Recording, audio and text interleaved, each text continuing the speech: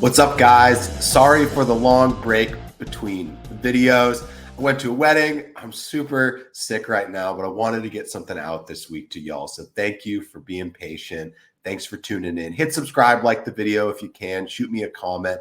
I'm trying to rest up so I can start coming at you with 3, 4, 5 a week as we start getting into the heart of Dynasty and redraft season. Today's topic is going to be some buy lows. One of my favorite topics, one of y'all's favorite topics, just some guys to go target in Dynasty this offseason.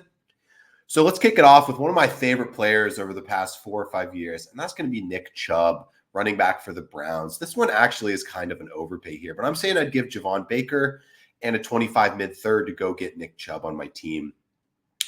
I just have a feeling that Nick Chubb's value really only goes up from here. He's going to get healthier. Once he gets back on the field, I think he'll get an immediate value bump. I just think Nick Chubb at his best is one of the best running backs in the NFL. Let's say he comes back at 80% of himself. I still think he's one of the 15 best running backs in the NFL, currently going as RB37 here on KTC. Sorry for the watery eyes, guys. I really am dying, but I just think it's a great deal for Nick Chubb, and I would overpay to get him on my team as I kind of see him as an investment similar to a future draft pick. His value is going to go up. So I think what you get him now, his value only goes up later in the season. Next, Dallas Goedert, down at tight end 18 here on KTC. I have Goedert more in my top 15. I just think when he's on the field, he's a super good player. I think we saw a dip in Philly's offense last year. Goedert missed some games, obviously with some injury. But I think he has a chance to be a top 10 tight end when healthy. And I mean, he's 29, but tight ends have been playing into their 30s, recently. So if I can get him for someone like Malachi Corley, who's a guy I like as a rookie, but I don't think he really profiles as a 1. He's probably more the 2, 3 on that team. That could be a run-heavy team, throwing the ball to Breece Hall a lot even. So I just don't know if there's the upside there. Well, Dallas Goedert could be your starting tight end, and you're getting him for a really cheap price right now. So he's someone, I think if you're looking for a starting tight end or a depth tight end, I think Goedert is very affordable. When I got him in one of my leagues, and he just didn't cost as much as I thought he would have. So I'm putting it on this list here as an idea for you guys. Next, Diontae Johnson. My idea here is just to swap him with Xavier Legette, who's technically rated higher here on KTC. So you can find someone in your league that has a similar ranking, which I'm sure about every other league is going to have this. Some people value youth. Some people value production.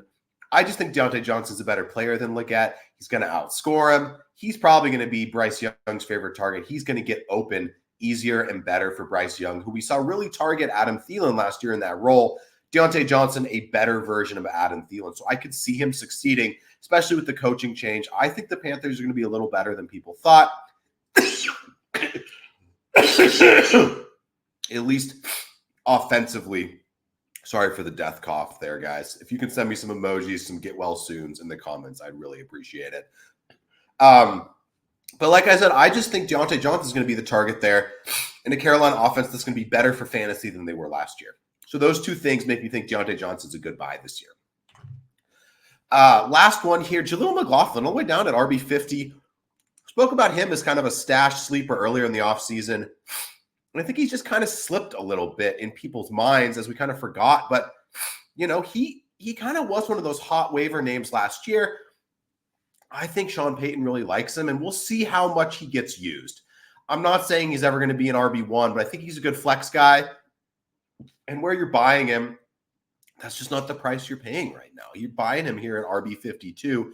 We can get him for McMillan, a guy that was going 3rd, 4th round. I think that's a good price for McLaughlin. I'd pay our future 3rd if you're looking for a little RB depth. Maybe he gets up to 50% snap share, and he's just one of the most explosive guys in that Denver offense.